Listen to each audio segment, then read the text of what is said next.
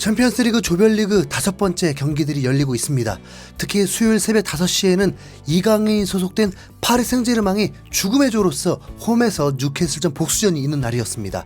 끔찍한 1대4 패배로 자존심까지 상해버린 파리 생제르맹은 홈에서 뉴캐슬을 부수기 위해 주말 리그 경기 때 이강인을 풀로 쉬게 해주기도 했습니다. 파리 생제르맹이 참패를 당했을 때 이강인이 없었고, 하필 직전 챔스 경기인 AC 밀란과의 원정 경기 패배 때에도 이강인은 선발 출전하지 않았는데 그때도 1대2로 패배했습니다. 이미 뒤지고 있는 상황에서 이강인이 60분에 교체를 출전했지만 끝내 뒤집지 못했습니다. 어쩌다 보니 도르트문트가 1위가 되어 있고 파리 생제르맹은 2승 1무 2패로 2위가 되어 있는 상황. 파리 생제르맹이 뉴캐슬전을 꺾고 승리하게 되면 16강 진출이 확정되는 상황이었습니다. 홈에서만큼은 모두 승리했던 파리인데 이번 경기는 어땠을까요? 네, 지금부터 상세하게 전해드리도록 하겠습니다. 이강인은 예상대로 선발 출전하게 되었습니다. 마르키뉴스와 자이르 에메리 부상으로 완전체는 아니지만 이강인, 음바페, 덴벨레, 하키미 같은 최고의 선수들은 건재했으니까요. 전에 뉴캐슬 원정 경기에서도 참패는 당했지만 점유율은 높았기 때문에 이번 경기에서도 점유율은 앞서면서 경기가 풀어질 것으로 예상되었습니다. 점유율만 높으면 뭐하나.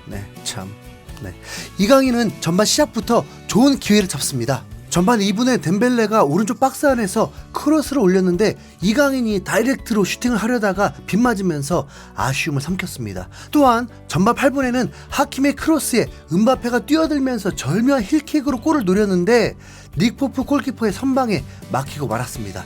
뉴캐슬도 그냥 당하고만 있진 않았습니다. 아니, 이 팀은 진짜 도깨비 팀이 아닌지 이미 선수들이 대거 이탈한 상황이라서 로테이션 돌릴 멤버도 거의 없고 이미 너무 체력적으로도 버거운 상황인데도 전방 압박을 강하게 걸면서 미치도록 뛰는 겁니다.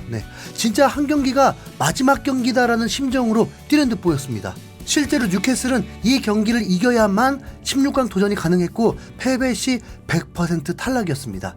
뉴캐슬의 집요함으로 전반 11분 대박 찬스가 있었는데 이삭이 발을 갖다 댄 것이 3m 앞에서 높이 뜨면서 선제골을 놓치게 되었습니다. 파리 생제르맹은 조직력이 좋아 보이진 않았습니다. 이강인을 왼쪽 미드필더 자리에 넣었는데 이강인 쪽으로 볼이 제대로 가지 않고 하나 건너서 음바페에게만 지속적으로 배급하려고 하는 티가 났습니다. 전반 23분에 파리 생제르맹은 일격을 당하게 됩니다. 알미론이 손흥민존에서 슈팅을 했는데 돈나루마 골키퍼가 어설프게 선방하면서 침투한 이삭이 주워먹기로 선제골을 기록하게 되었습니다. 파리가 뉴캐슬에게만 5골째 실점하는 순간이었습니다. 만약 이대로 끝나게 되면 파리는 자력으로 16강 진출은 어렵게 되는 겁니다. 뉴캐슬의 AC 밀란전을 이겨버리면 뉴캐슬이 16강에 가는 거니까요. 정신 차린 파리 생제르맹은 이후부터는 이강인에게 볼을 배급하면서 창의적인 플레이를 기대했고 전반 43분에 음바페와 환상적인 코믹 플레이를 선보이면서 덴벨레가 결정을 지을 수 있는 기회였는데 골키퍼가 또 막아내면서 아쉬움을 삼켰습니다. 전반은 결국 0대1로 뒤진 채로 끝났는데 파리 생제르맹은 모든 스탯에서 앞서긴 했지만 오히려 결과를 낸 건 뉴캐슬이었고 무엇보다 점유율이 더 낮은데 더 많이 뛰는 팀은 정말 오랜만에 본 듯합니다. 파리 생제르맹이 58km를 뛰었는데 뉴캐슬은 거의 62km를 뛰었습니다. 뉴캐슬도 토트넘처럼 운이 좋지 않을 뿐 호락호락한 팀이 절대 아닙니다. 파리 생제르맹을 상대로도 충분히 강하다는 걸 보여줬죠. 후반전에 분명 변화가 필요해 보였던 파리 생제르맹인데 에네케 감독은 후반에 이지아 이강인을 정상적인 오른쪽 미드필더로 옮겼고 후반전은 이강인을 적극적으로 활용한 전술로 경기를 풀어나가게 되었습니다. 뉴캐슬은 한 골을 지키겠다는 노골적인 전술로 나인백을 세우면서 파리의 공격을 차단했습니다.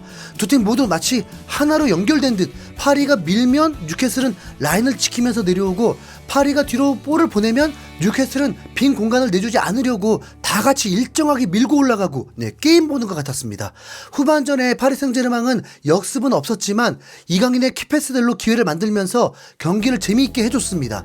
후반 10분에 이강인이 박스 안으로 기가 막힌 전진 패스를 넣어주면서 기회를 만들기도 했고 또 10분 뒤에도 이강인이 음바페에게 찔러준 볼부터 시작으로 골과 다름없었던 상황에서 닉포프의 선방이 또 막히고 말았습니다. 바르콜라라는 선수가 계속 공격에서 망치고 있었습니다. 이강인은 제 역할을 충분히 잘해주었고 좋았고 전반전의 평점 7.3이었는데 후반에는 7.5까지 오르면서 파리의 공격 연결을 매우 잘해주었습니다. 이강인이 B클럽에서 녹아들고 강한 팀을 상대하면서도 주눅은커녕 팀의 중심 역할을 하고 있다 보니까 자연스럽게 한국이 이렇게까지 강하구나라고 느끼면서 한국 축구 향후 10년이 밝아 보였습니다. 손흥민은 지금까지도 결혼을 안 하는데 이강인은 어떻게 하려나 그것도 궁금해지더라고요. 네. 파리 생제르맹은 골이 계속 터지지 않았습니다. 한 골이라도 필요했기 때문에 이제는 이강인까지 교체를 하면서 공세를 이어갔는데 전반전에 이삭이 허무하게 놓쳤던 그 골과 비슷한 장면이 파리에게도 나왔습니다. 파비앙 루이스가 크로스 올린 걸 덴벨레가 골대 앞에서 슈팅을 했는데 그걸 못 놓고 덴벨레는 멘탈이 나간 듯 보였습니다. 음바페도 박스 안에서 2연속 슈팅으로 골문을 위협했지만 닉포프의 승리였습니다. 그러다 파리 생제르맹에게 드디어 행운이 찾아옵니다.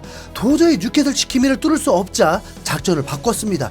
추가 시간에 박스 안에서 덴벨레가 상대 수비팔을 맞추면서 핸드볼이라고 선수들이 일제히 두 팔을 들며 강하게 어필을 했습니다. 주심은 단호하게 그냥 넘어갔는데 7초 만에 VAR실과 소통을 하기 시작했습니다. 그리고 진짜 핸드볼 파울을 인정하면서 페널티킥을 주었습니다. 그 시간이 96분이었습니다. 뉴캐슬이 정말 잘 싸웠는데 한순간 무너지게 되었습니다. 사실 이전에 핸드볼 파울이 한 번 더 있었는데 차라리 그때가 더 핸드볼 같았거든요. 네. 어쨌든 파리 생제르맹에게 엄청난 행운이 찾아왔고 음바페가 깔끔하게 성공시키면서 승점 1점이라도 얻게 되었습니다. 그런데 이 한 점이 얼마나 큰지 상상도 못합니다. 뉴캐슬은 승점 2점을 날리는 순간이었으니까요. 이러면 마지막 경기에서 뉴캐슬이 승리해도 파리가 무승부만 거둬도 파리 생제르맹이 16강 진출을 하게 되는 것입니다. 마지막 경기까지 매우 치열하게 되는데 도르트문트는 조 1위가 유력하긴 하지만 파리에게 대패를 하게 되면 갑자기 조 2위로 무서운 상대들을 만날 위험이 있기 때문에 사력을 다해야 하고 AC 밀란은 꼴찌라 하더라도 뉴캐슬만 잡으면 유로파 리그라도 갈 수 있기 때문에 또 사력을 다해야 하고 당연히 파리와 뉴캐슬도 그럴 수밖에 없죠. 네.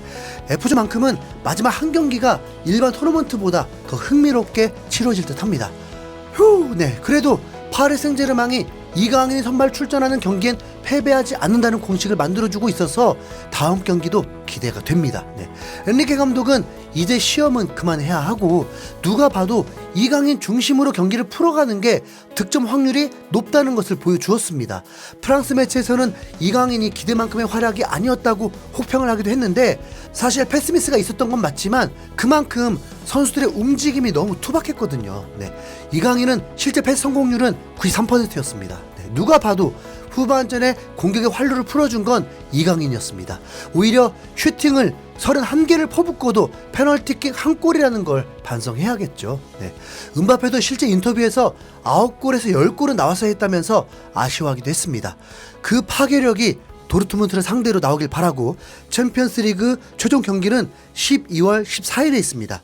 이강인이 인생 최초로 챔스 16강 그 이상의 경기를 경험할 수 있을지 함께 응원해 보시죠. 이상 흰수염고래였습니다. 감사합니다.